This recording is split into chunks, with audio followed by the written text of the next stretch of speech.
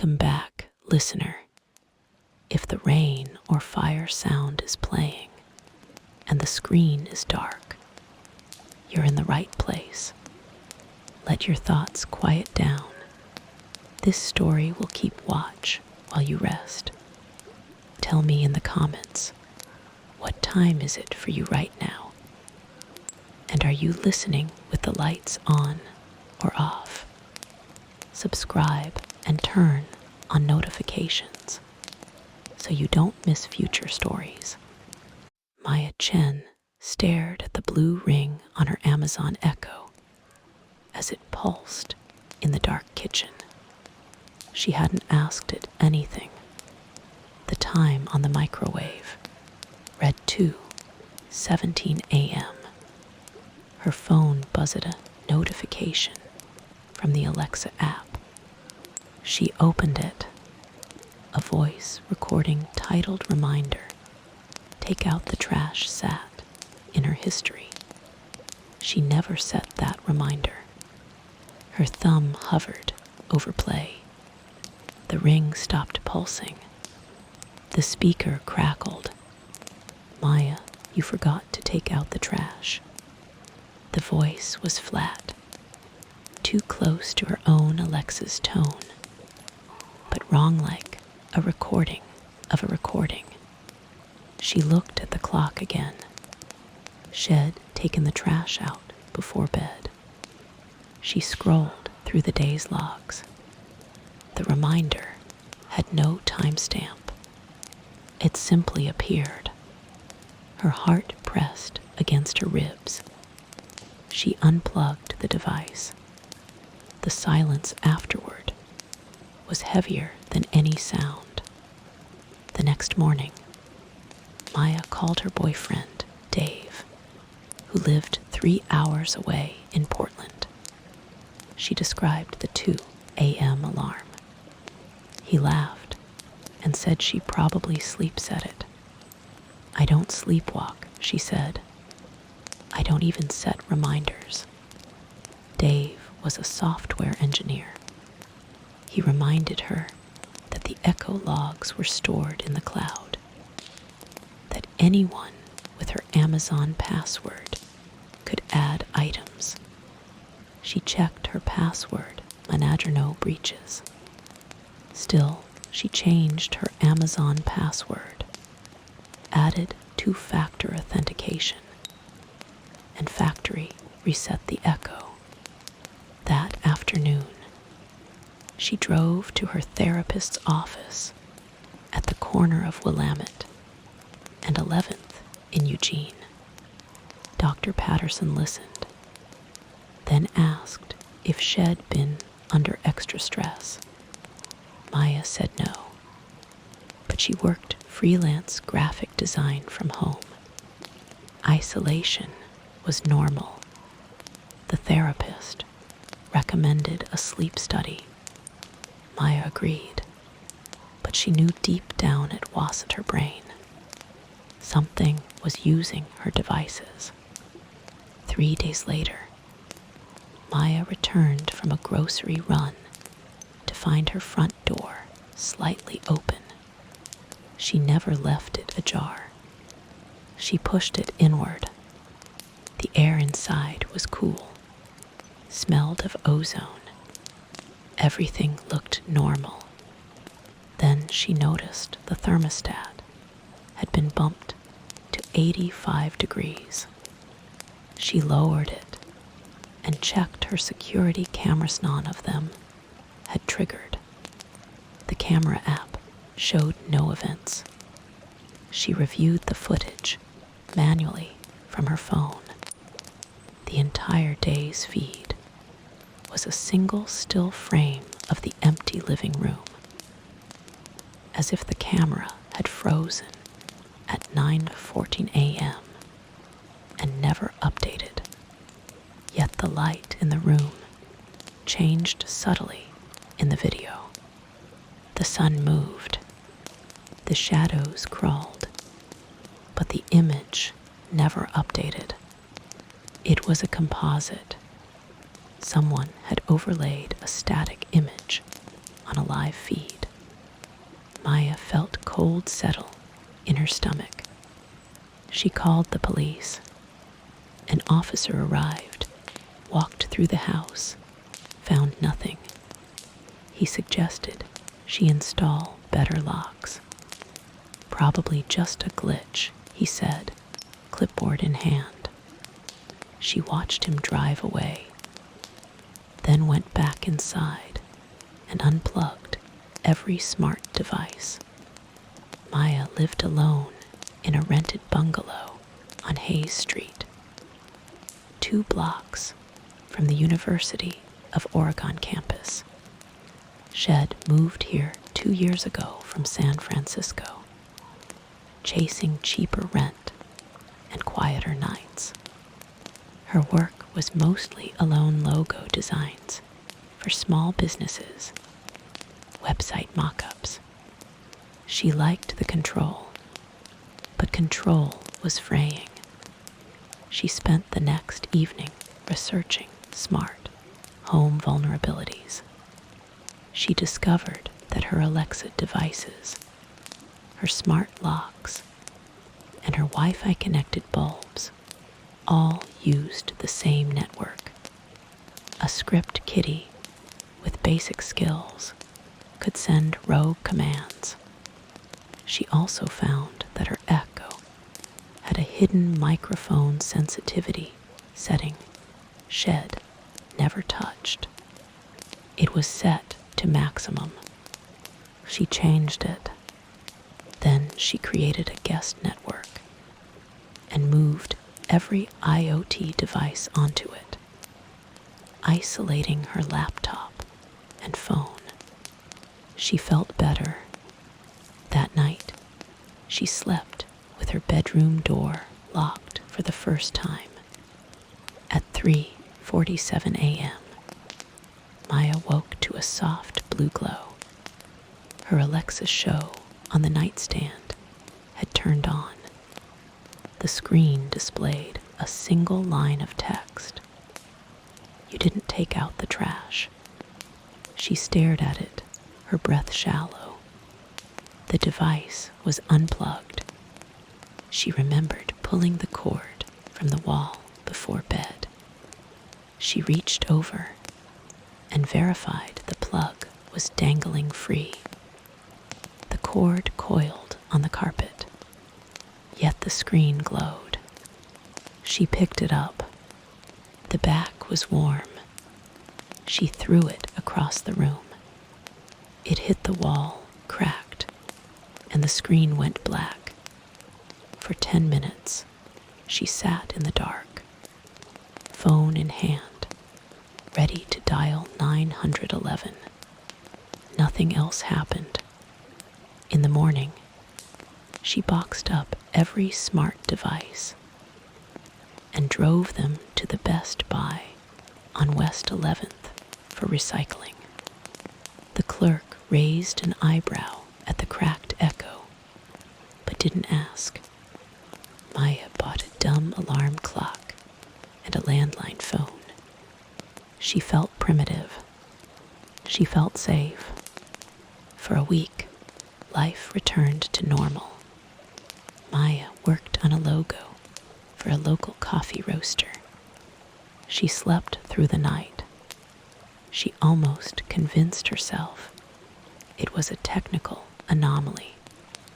Then a letter arrived in her mailbox. No return address. Postmarked from Eugene. Inside was a single piece of printer paper. It read, "I know you got rid of them. That's okay. I am closer now." Her hand shook. She called Dave again. He was quiet for a long time. "Have you told the police?" "For real this time. They think I'm paranoid," she said. "They asked if I had a stalker. I said I didn't know who it could be. Dave offered to drive down. She said no. That night, she double-checked every window lock. The house was silent. She sat in the living room with no electronics on, just a candle burning. The flame flickered. She watched it for an hour, waiting for something. Nothing came. The next afternoon, Maya worked from a cafe on Olive Street. The wandering Godo escaped the silence of her house.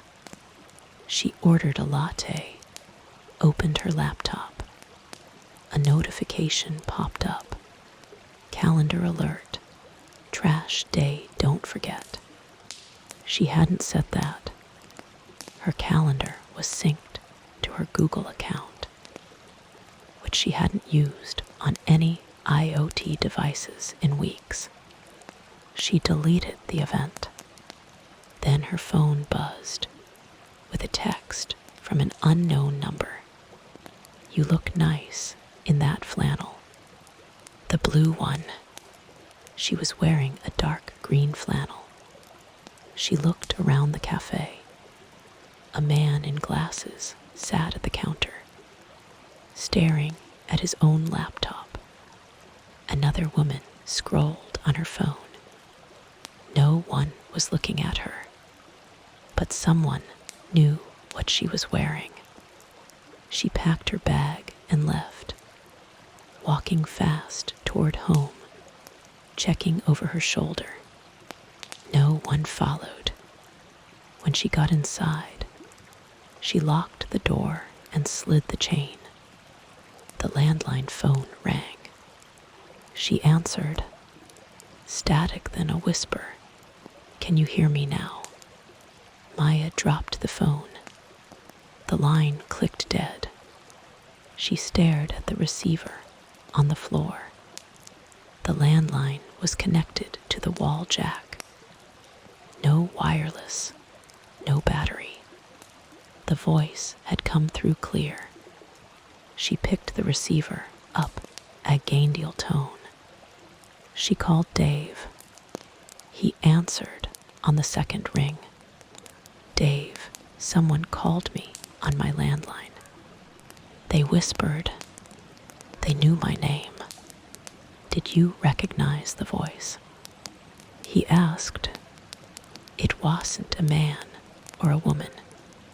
It was a recording or a voice changer. Dave paused. It'll be there in 2 hours. Stay on the phone with me until then. She agreed. They talked about trivial thingshe's work.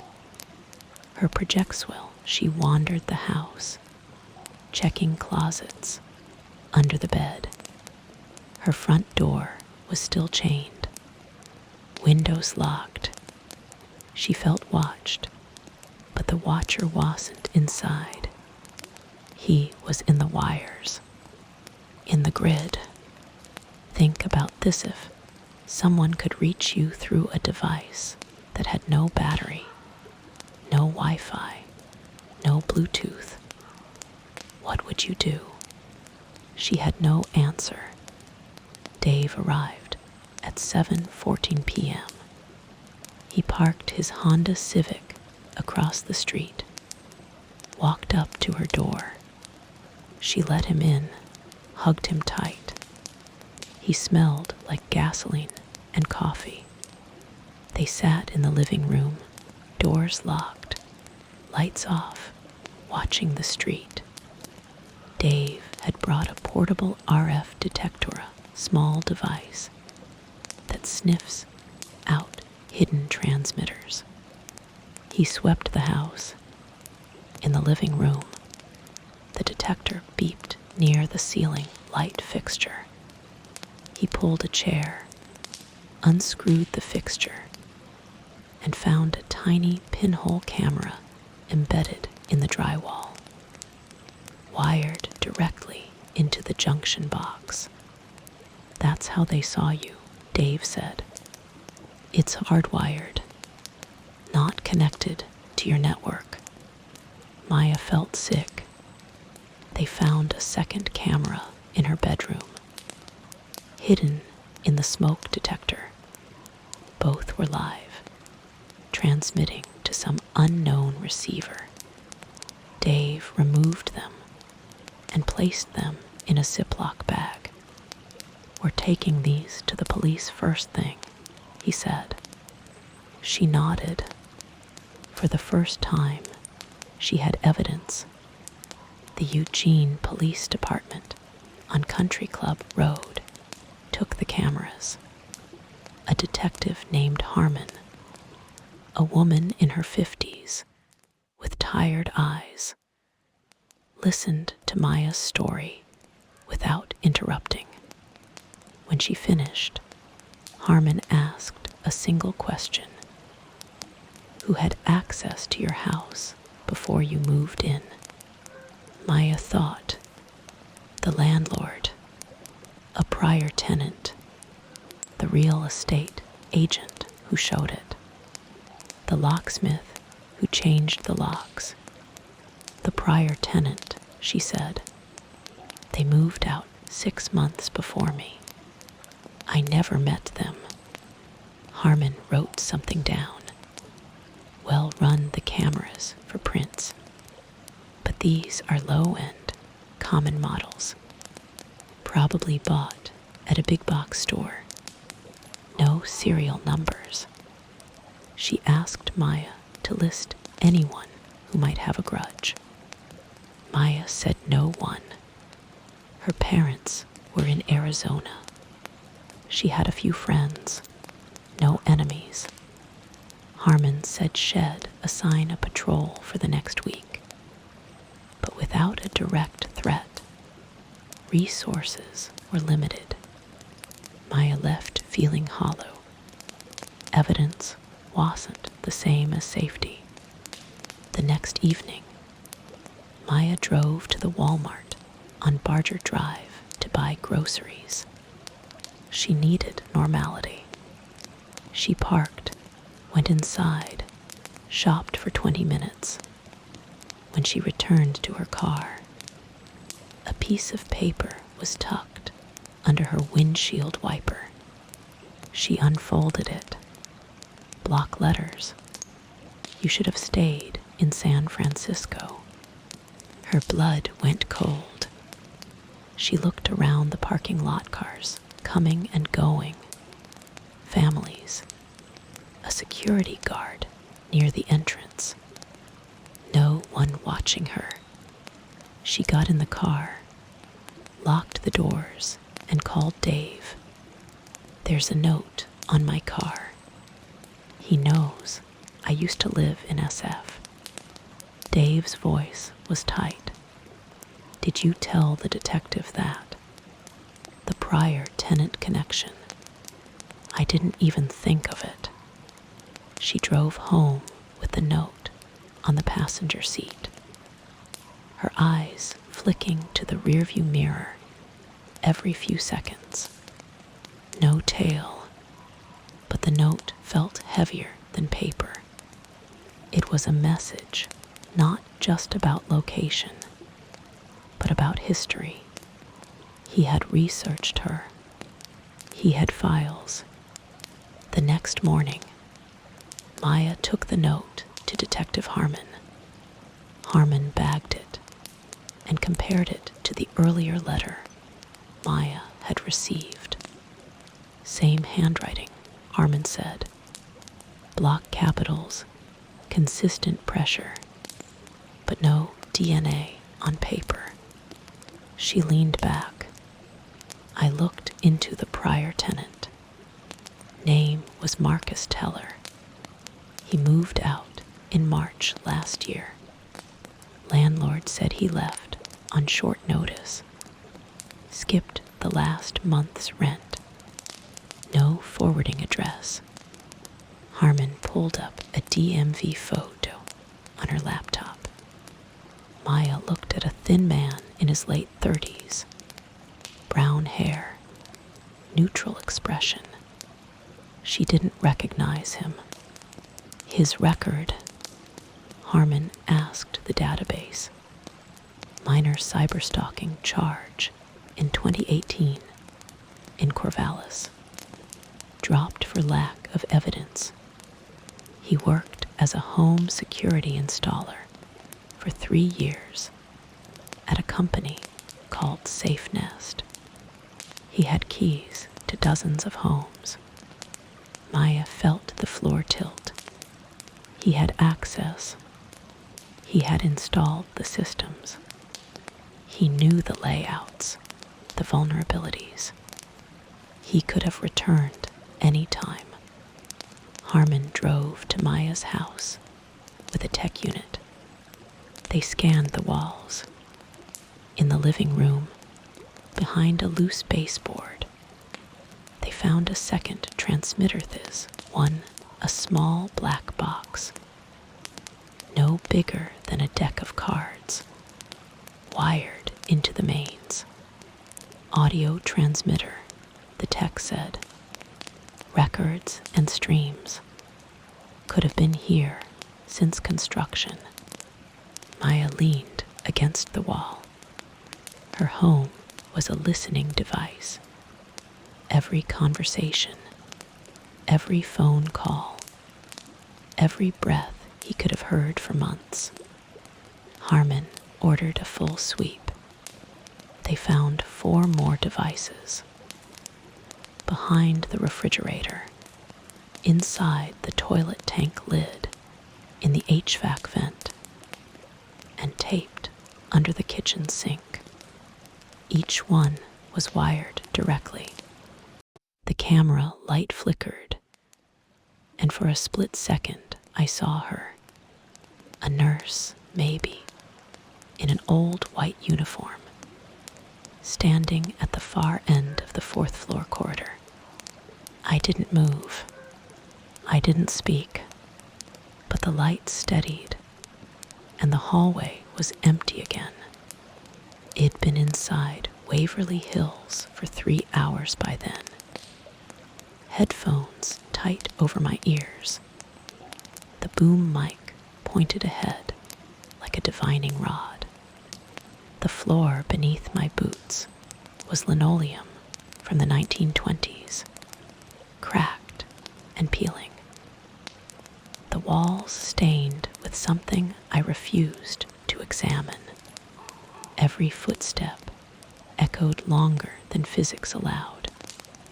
I told myself it was the building's acoustics. The way sound bounces off sealed tuberculosis wards. But I knew better. I knew that shape in the light wasn't a trick of the eye. It was the 5th time tonight I'd seen something move in my peripheral vision, and the 5th time I chose to ignore it. I set the camera on the gurney and checked the time. 2:14 a.m. The tour guide had warned me not to stay past midnight, but he didn't own the building. The Airbnb listing for the caretaker's cottage included full access to the main sanatorium until sunrise. I wanted footage of the infamous death tunnel, the underground passage, where bodies were wheeled out to avoid alarming patients. I wanted it bad enough to ignore the locked doors that occasionally clicked open behind me. Bad enough to pretend the faint static on my recorder was just equipment failure. My flaw, you see, is that I need proof. I need evidence that fits a narrative. Without it, the story doesn't exist. So I kept filming. I captured the peeling paint, the rusted bed frames, the children's ward with its faded mural of a smiling sun. Everything looked abandoned, forgotten. Everything except the footprints in the dust that led deeper into the east wing. Footprints smaller than mine, barefoot, and still damp. My name is Maya Chen. I am 29, a freelance documentary videographer, and I specialize in places most people pay to avoid.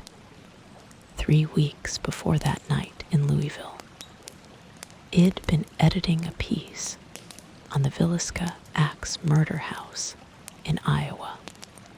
Before that, a segment on the Lemp Mansion in St. Louis. My channel has 40,000 subscribers, but the niche is small. I tell myself I am a historian, an archivist of the overlooked. The truth is simpler. I am addicted to the gap between what the records say and what you feel when you stand in those rooms.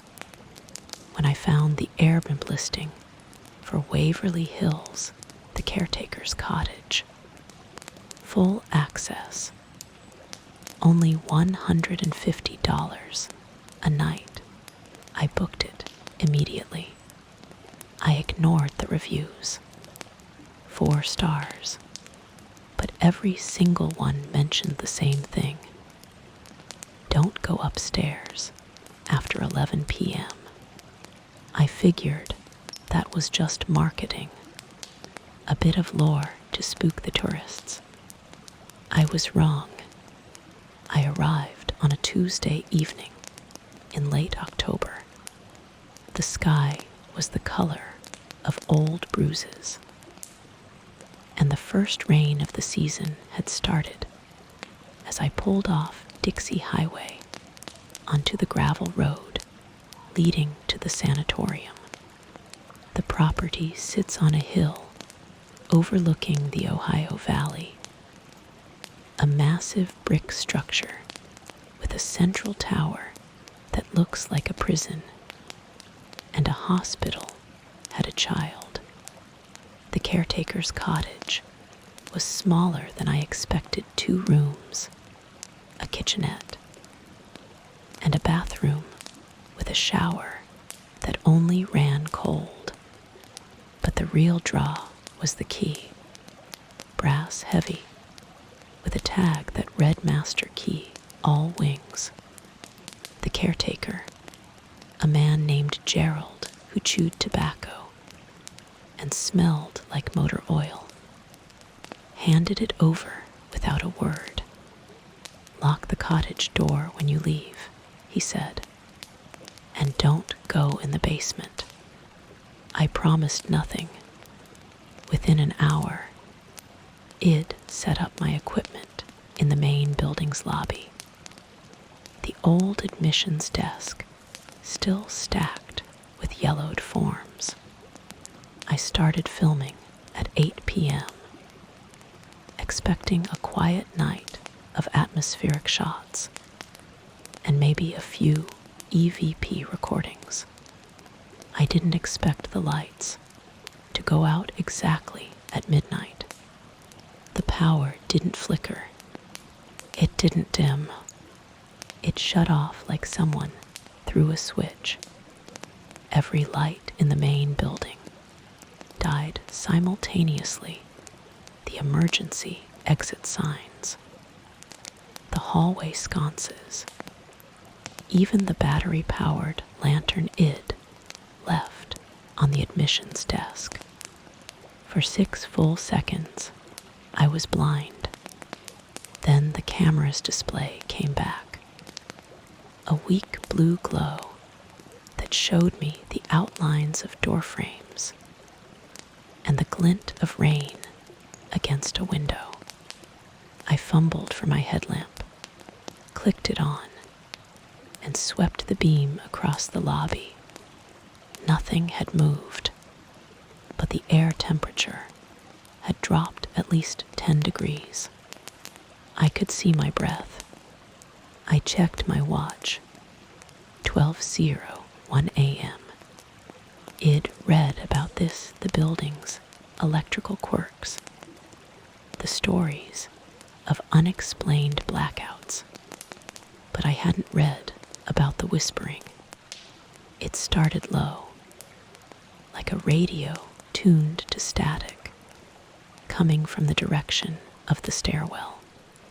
I aimed my mic toward it and hit record.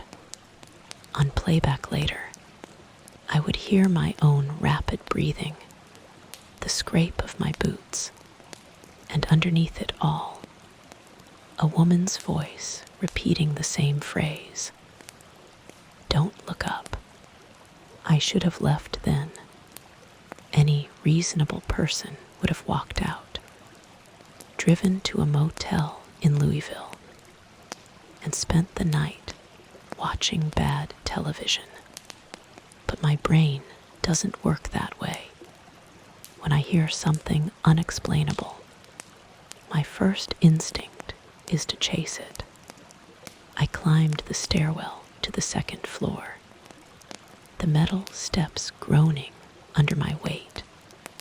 The graffiti on the walls told stories of their own names, dates, a crude drawing of a body hanging from a noose. Most of it was recent, from vandals and ghost hunters who'd broken in over the years. But one mark stood out, a handprint, small, as if belonging to a child, pressed into the paint at chest level. I touched it. The paint was still tacky. I pulled my hand back and saw a residue on my fingers. Not paint, something darker, slicker. I wiped it on my jeans and kept climbing. The whispering had stopped, replaced by a new sound. A rhythmic tapping, like a fingernail on glass, coming from the third floor solarium. The solarium was once a place for tuberculosis patients to get fresh air and sunlight. Now it's a room of shattered windows and overturned furniture. The floor littered with leaves and bird droppings. The rocking chair sat in the center of the room, facing away from me. It was moving, not violently, but with a steady, deliberate rhythm, as if someone was sitting in it. I aimed the camera, zoomed in, and saw nothing, just wood and shadows. But the motion didn't stop. I stepped closer, my boots crunching on broken glass. The chair continued its slow back and forth. I reached out to touch it, and the moment my fingers brushed the armrest, the chair stopped dead. The silence that followed was absolute. I could hear my own heartbeat. And then, from directly behind me, a voice said, "You're sitting in my spot." I spun so fast, I nearly dropped the camera. The doorway was empty, but the air in that corner of the solarium was cold, impossibly cold. The kind of cold that seeps into your bones and makes you feel watched. I backed away, keeping the camera trained on the door. The voice had been clear, a woman's voice, close enough that I almost felt breath on my ear. I replayed the audio in my head. It wasn't a question. It was a statement. I was in someone's spot. I left the solarium quickly, my mind racing through explanations. Another guest, a squatter, the caretaker playing tricks.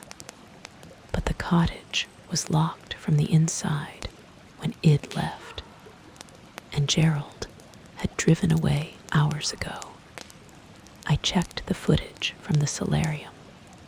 On the camera's small screen, the chair showed clearly.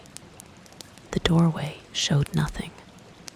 But when I zoomed in on the floor just inside the door, I saw footprints in the dust prints that weren't there when I entered. They led out into the hall. I followed them. The footprints were barely visible, just impressions in the thick grime that coated the linoleum. They led me past closed doors, each one marked with a number 302, 304, 306. I counted them as I walked, my headlamp casting long shadows behind me. At door 308, the print stopped. The door was open, about 3 inches. I pushed it with the tip of my boot, and it swung inward with a low creak. The room was small, maybe 10 by 12, with a single bed frame and a metal locker against the wall. A patient room. On the wall above the bed, someone had written in what looked like charcoal, "She waits in the tunnel." I felt a chill that had nothing to do with the temperature. The death tunnel, that was my target for the night. But the message implied that someone or something was expecting me. I considered turning back. Instead, I reached for my phone to check the time. The screen was dead. Battery was full an hour ago. I pressed the power button. My camera, to the battery indicator, showed a full charge, but the display flickered and went dark. I was alone in the dark, on the 3rd floor of an abandoned tuberculosis hospital, with no lights, no camera, and no way to document what I was about to find. I sat down on the dusty floor, pulled out the cheap Zippo I kept in my jacket pocket, and flicked it on. The flame was small, but it revealed something I hadn't noticed in the headlamp's beam. The walls were covered in writing, hundreds of phrases, some in English, some in what looked like German or maybe Czech. Don't trust the nurse. They never left. I hear them singing at night. The handwriting varied, some neat and cursive, others scratched in panic. I ran my fingers over one message. The children play in the basement after midnight. Id read about the basement. It was a concrete labyrinth, originally used for storage and later for the morgue. The tunnel entrance was down there. I had a choice: sit in that room until dawn, or go where the signs pointed. My flaw, the obsessive need for evidence, made the decision for me. I stood up, pocketed the lighter, and walked back into the hallway. The power came back on the instant. I stepped through the door. Every light in the corridor blazed to life. Fluorescent tubes buzzing overhead. I blinked, disoriented. At the far end of the hall, standing under a flickering exit sign, was a figure in white. It didn't move. It just watched. The lights stayed on, but the figure didn't disappear. It stood there, maybe 40 feet away, perfectly still.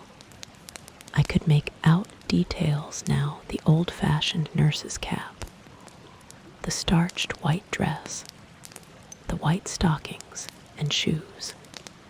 She held no clipboard, no flashlight. She just stood, arms at her sides, facing me. I raised my camera, but it was still dead. I tried to speak, to ask who she was, but my throat tightened. The figure took one step forward, then another. Her gait was unnatural stiff, as if her joints didn't bend. She moved like a mannequin on a track. I backed up, reaching for the door handle of room 308, but the handle wouldn't turn.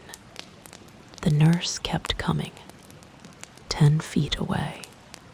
I could see her face now, or rather, the absence of one, where features should have been. There was only smooth, pale skin, like a mask with no holes. She stopped directly in front of me. I could smell her, a mixture of antiseptic and something sweet, like rotting flowers. Then she raised one hand, slowly, and pointed down the hall toward the stairwell. I didn't wait.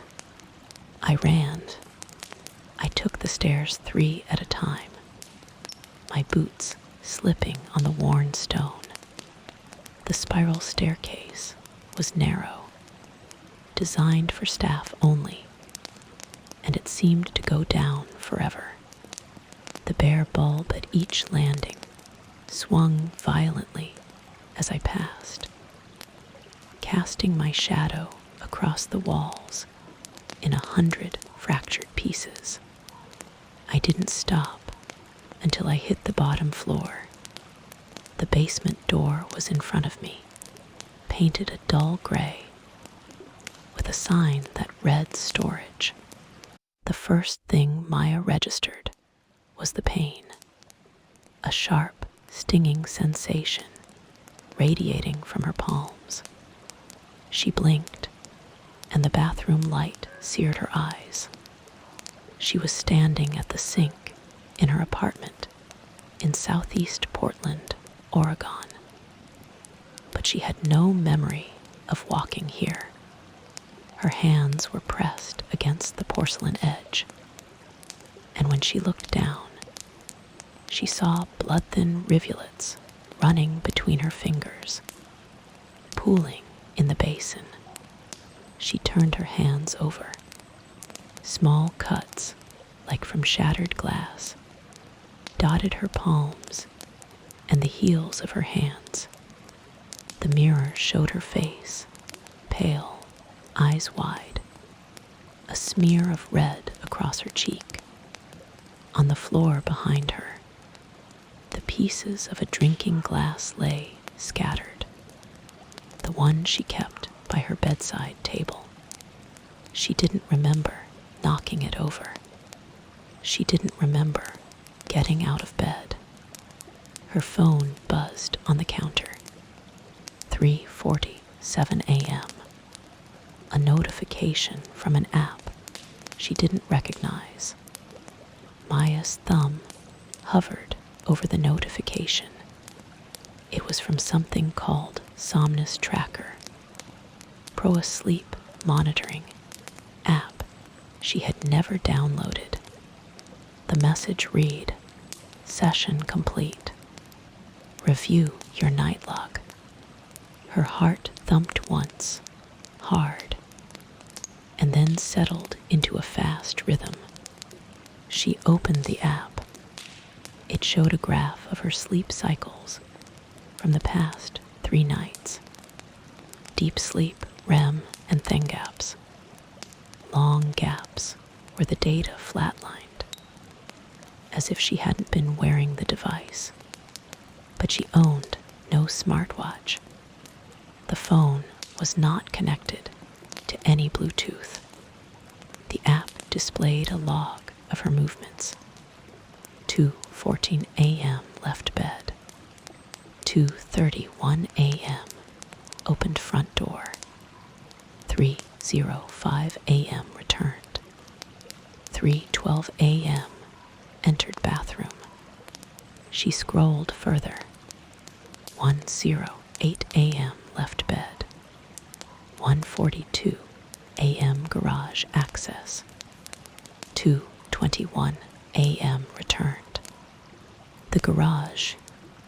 She lived on the second floor of a converted house on Southeast Belmont Street. There was no garage. She didn't own a car.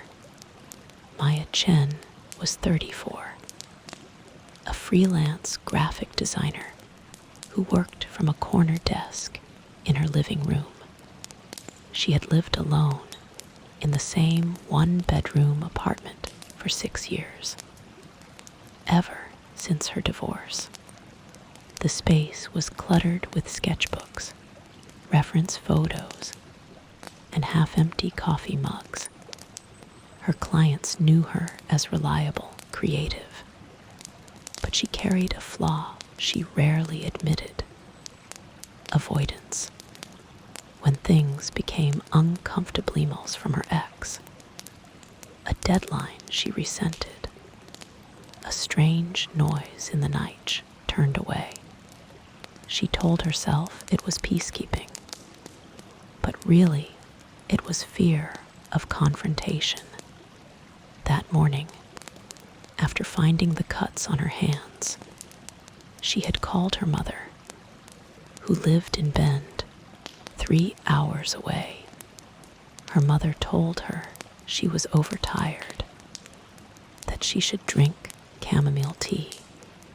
Maya wanted to believe that, so she bandaged her palms, deleted the Somnus Tracker app, and told herself it was a glitch.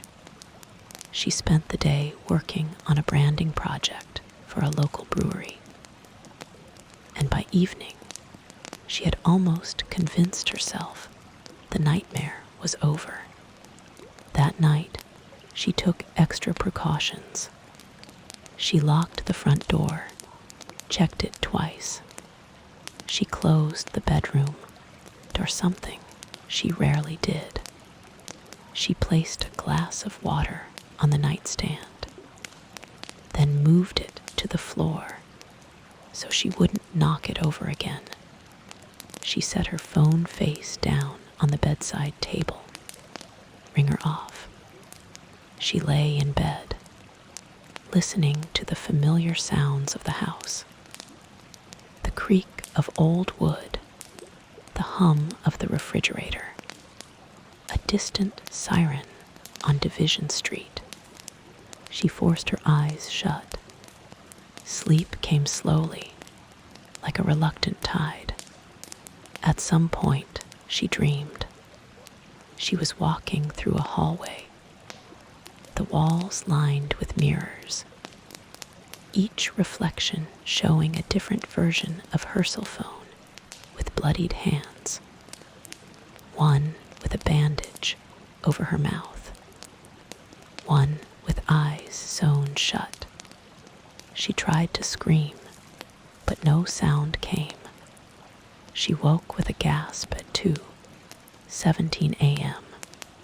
The phone was in her hand. The Somnus Tracker app was open, recording a new session. The screen showed a red dot pulsing at a location 16 blocks away. Maya stared at the red pin on the map. Hawthorne Bridge. It was a pedestrian and bike bridge over the Willamette River, about a 10-minute walk from her apartment. The app displayed a timestamp. Movement detected at 1:54 a.m. Duration 23 minutes. Destination East End of Hawthorne Bridge. She had no memory of that, but her body felt heavy. Her feet ached as if she had walked a long distance. She checked the front door.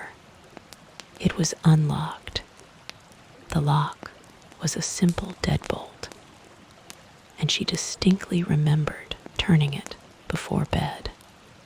She sat down on the floor in the narrow entrance hall, her back against the wall. The hardwood was cold through her pajama pants. She breathed slowly, telling herself there was an explanation. Maybe she had been sleepwalking. Sleepwalking was real, and it could happen to adults under stress. Her deadline was approaching. Her mother had been calling more often. Her ex-husband had sent a text last week asking to meet for coffee. But the app was what she couldn't explain. She had deleted it. She had watched the icon vanish from her home screen. And yet here it was, recording her without consent. By morning, Maya had a plan. She would investigate the app, figure out how it had installed itself, and then scrub every trace from her phone. She opened her laptop, still in her robe, and typed Somnus Tracker Pro into a search engine. No results. Not a single listing. She tried Somnus sleep tracking app. She checked App Store listings. Neither Apple nor Google showed any app by that name. It was as if the software existed only on her device. She dug into her phone settings, looking at installed apps. There was no Somnus Tracker listed, but the icon remained on her home screen. She tapped it, and it opened to a live dashboard. Heart rate, sleep stage, location history. The app knew everything. It showed her heart rate spiking at 2:14 a.m., then dropping to a steady 60 BPM for the next hour. She felt a chill that had nothing to do with the draft from the window. She tried to delete it again. The deletion failed. The icon flickered, then returned. She threw the phone onto the couch and stepped away. Maya made an appointment with her primary care physician, a tired-looking woman named Dr. Evelyn Tran at a clinic on Northeast 42nd Avenue. Dr. Tran listened to her story with careful patience. Sleepwalking, the cuts, the mysterious app. She asked about stress, alcohol, medication changes. Maya said no to all of it. Dr. Tran recommended a sleep study, but waiting lists were 3 months long. In the meantime, she prescribed a low-dose anxiety medication and suggested locking doors from the inside with a chain lock. Sleepwalking can be dangerous, Dr. Tran said, her voice clinical but not unkind. People have wandered into traffic, fallen downstairs. I think it's wise to take precautions. Maya nodded, but as she left the clinic, she felt the words didn't cover what was happening. Sleepwalkers didn't download apps. Sleepwalkers didn't have their movements tracked by a program that didn't exist. On the walk home, she passed a pharmacy, a coffee shop, a small grocery. Everything was normal. She was the one who felt unmoored, like she was floating just outside her own life. That night, she followed the doctor's advice. She bought a chain lock from the hardware store and installed it on the inside of her front door. She placed a glass of water on the nightstand. She took the prescribed medication, a small white pill, that made her feel drowsy within 30 minutes. She fell asleep reading a novel, a comfortable mystery she had read before. She woke at 3:33 a.m.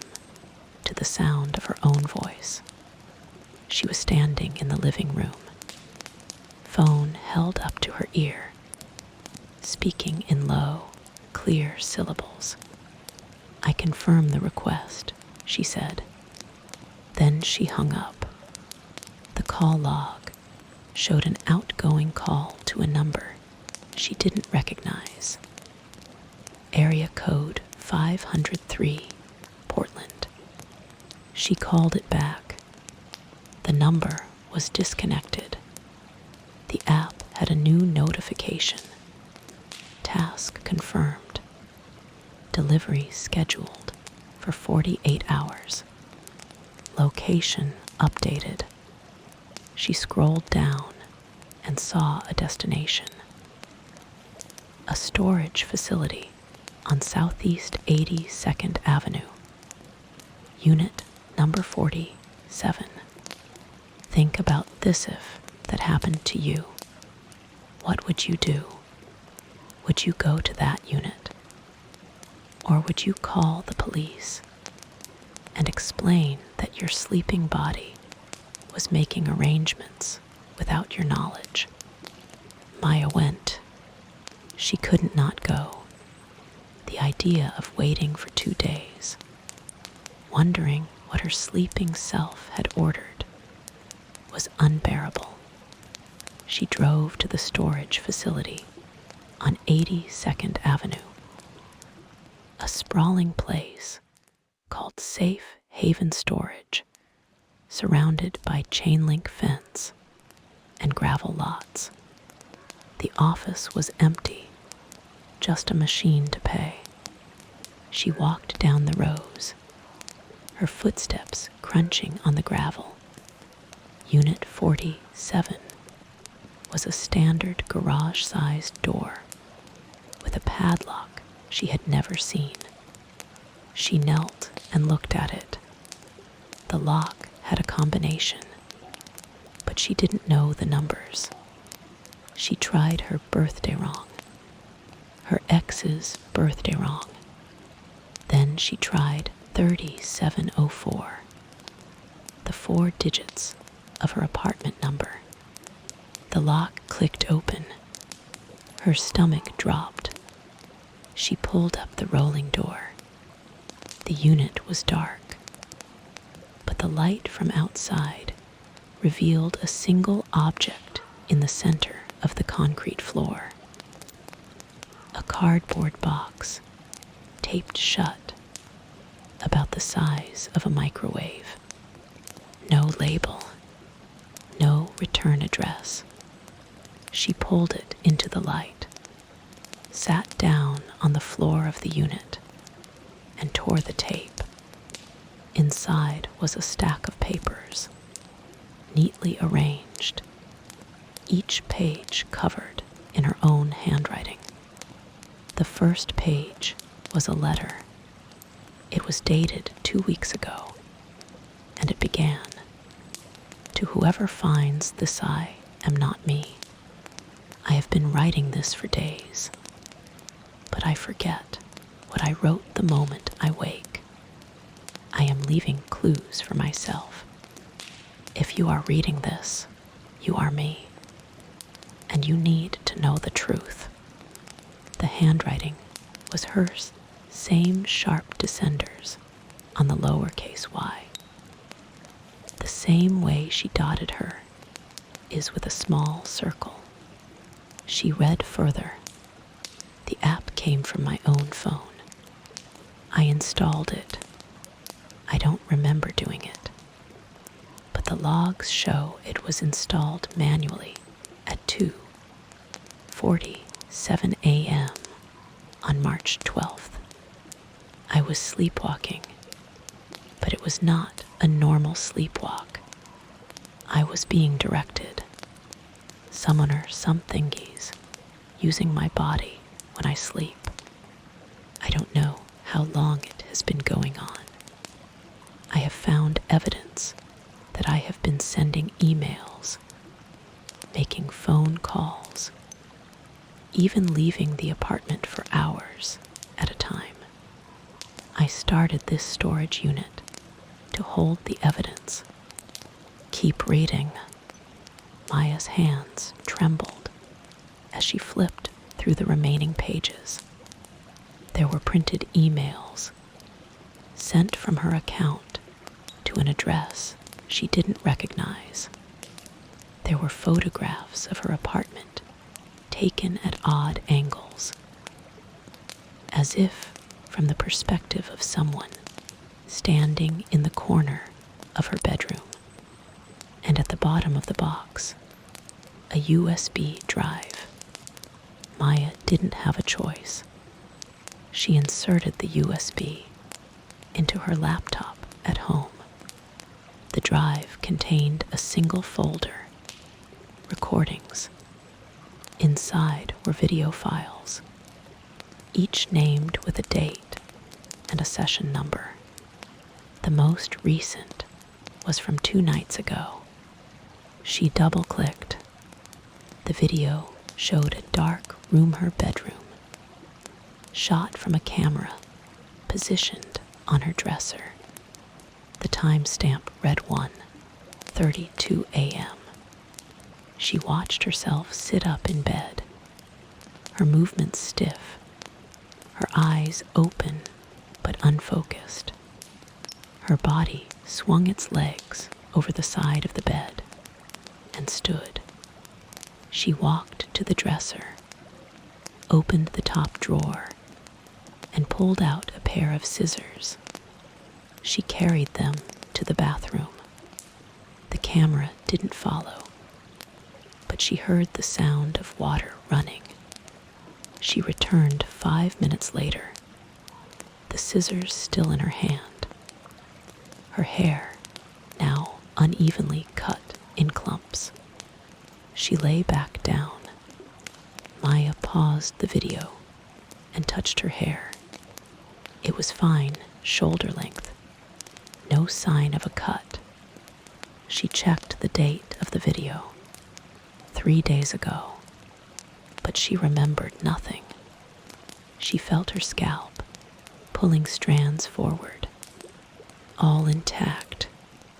She played the video again. And this time, she noticed something else. Her sleeping self, just before leaving the room, turned directly toward the camera and smiled. It was not her smile. The lips stretched too wide, the eyes empty. Maya called the Portland Police Bureau, non-emergency line. She explained everything: the sleepwalking, the app, the storage unit, the video. The dispatcher took a report and told her an officer would follow up within 72 hours. Maya hung up and felt the emptiness of that weight stretch out ahead of her. She looked at the video again, this time studying her own face in those unlit moments. There was something wrong beyond the smile. The eyeshadow, I seemed to have no reflection. In the darkness, they should have caught at least a sliver of camera light. But they were flat black, like holes cut into paper. She rewatched the entire series. 7 videos in total, spanning 2 weeks. In each one, her sleeping body performed tasks. Writing letters, typing on her laptop, speaking on the phone. In one video, she sat at her desk and typed for 40 minutes, then deleted everything. In another, she stood in the kitchen and drank a glass of milk while staring at the wall. The most recent video, from the night before, showed her stepping out the front door and returning with a small package of the same package she now found in the storage unit. She pulled out her phone to call the police again, but stopped. The app had a new notification. Your order is ready. Pick up at Unit 47 by 8 p.m. today. Failure to comply will escalate. She drove back to the storage facility. The rain had started, a steady drizzle that turned the streets into mirrors of orange light. She parked in the nearly empty lot and walked to Unit 47, her umbrella useless against the wind. The door was already open. Inside, another box waited, smaller, wrapped in brown paper and tied with string. She lifted it, feeling its weight light like foam. She carried it to the car and set it on the passenger seat. The rain drummed on the roof. She hesitated, then tore the paper. Inside was a manila envelope. She opened it and pulled out a single document, a lease agreement for a different apartment across town on Southeast 28th Avenue.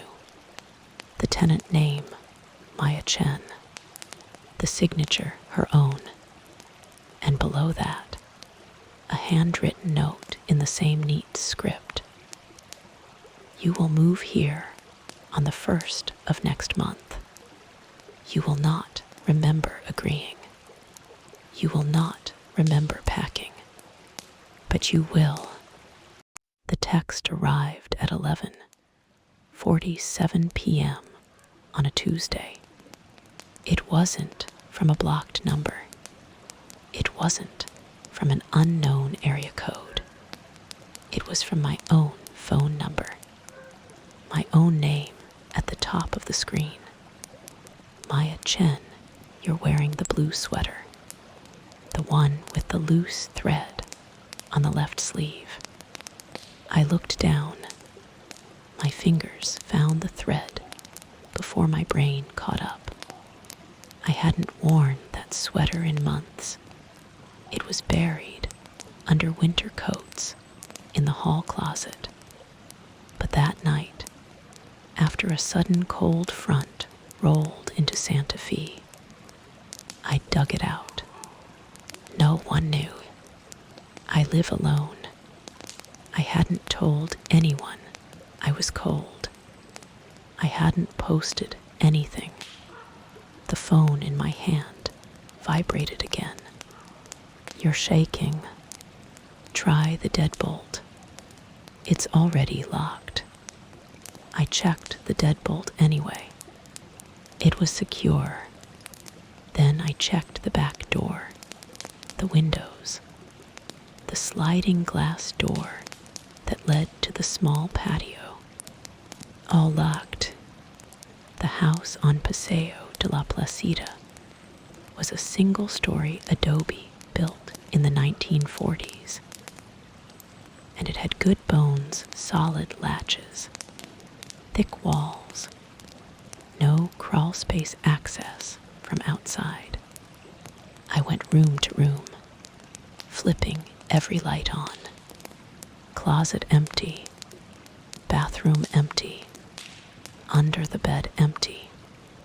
By the time I finished, my hands were shaking so badly I could barely grip the phone. I called the Santa Fe Police Department non-emergency line. The dispatcher listened, took my information, and told me it was probably a prank using spoofing software. Unplug your phone for the night, she said.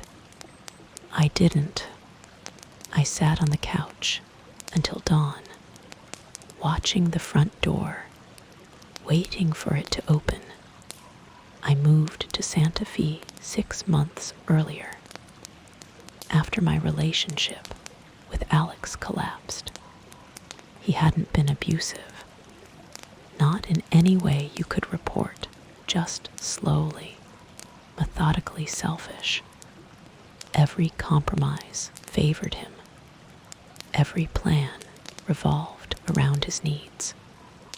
I was a freelance graphic designer, so I could work anywhere. And when the lease ran out on our Denver apartment, I chose New Mexico on a whim. I wanted adobe walls and turquoise sky and silence. The house on Paseo de la Placida was a rental cheap because it needed paint and had a reputation. The realtor mentioned an old woman who'd lived here alone for 40 years, died in her sleep in the bedroom. As a people pleaser, I'd said, that doesn't bother me, even though it did. I wanted everyone to think I was brave. That flaw, the need to seem agreeable, had already cost me years of my life. It was about to cost me more. I met Alina on my second week. She lived 2 houses down, a retired librarian with a lush garden of desert plants and an easy laugh. She brought over a potted agave and a plate of biscochitos. I told her about my work, my move, my vague need for a fresh start.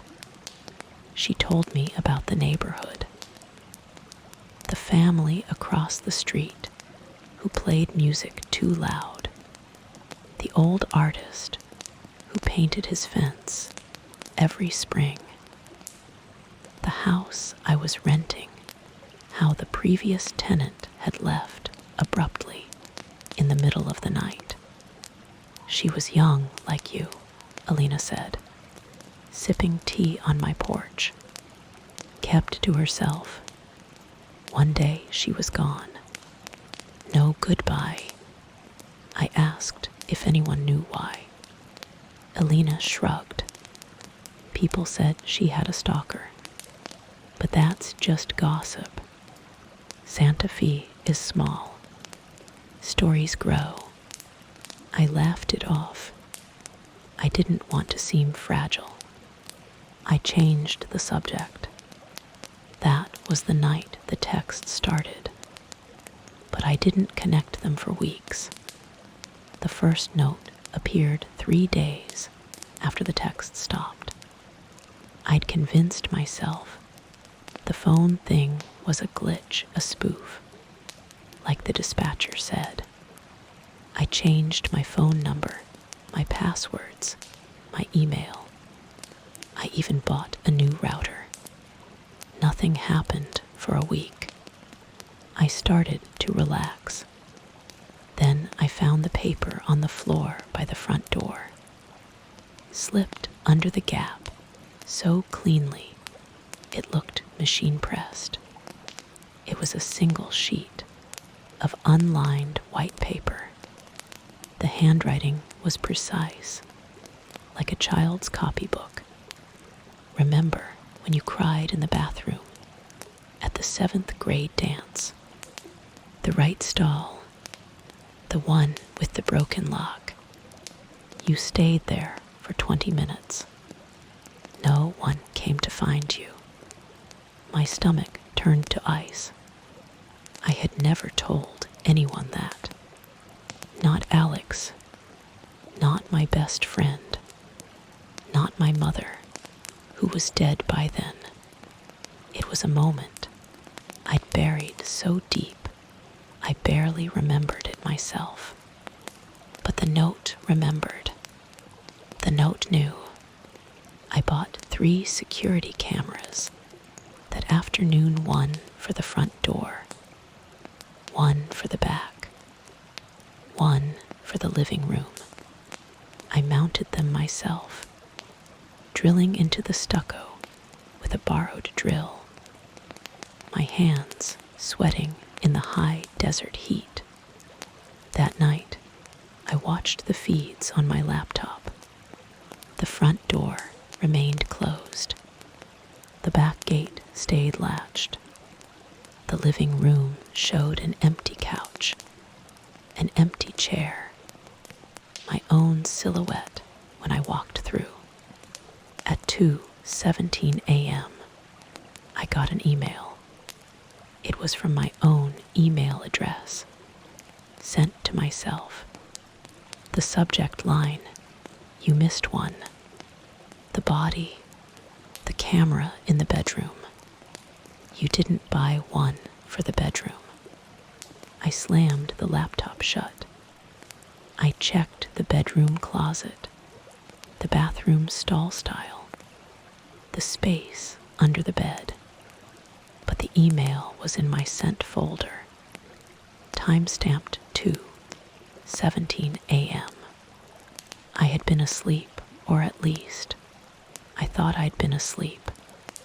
The camera in the living room showed me sitting on the couch, phone in hand, eyes open, typing. I watched the footage frame by frame.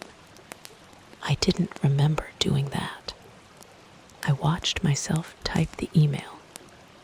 My face was slack, eyes half-lidded, but fingers moving with mechanical precision. It was me. It was definitely me, but I had no memory of it. I tried to rationalize sleepwalking, a fugue state, stress. I even called my doctor in Denver the next morning. She suggested a sleep study, a neurologist, maybe a therapist. She asked if I'd had any head trauma. I said no. She asked if I'd ever had episodes of lost time before. I said no, but after I hung up, I remembered something. When I was 12, I once woke up in the school library with no idea how I'd gotten there. The librarian said I'd walked in during lunch and sat reading for an hour. I had no memory of that either. I'd forgotten about it for 17 years. Now it sat in my chest like a cold stone. I didn't tell anyone. I didn't want to seem crazy. I didn't want Alina to think I was troubled. I kept smiling, kept nodding, kept pretending I was fine. I went back to the police. Thank you for listening and staying until the end. If you enjoyed this narration, please leave a comment, like the video, and subscribe to our channel for more stories in the dark. Sharing it with your friends helps keep these nights alive. Sleep well, the rain will continue.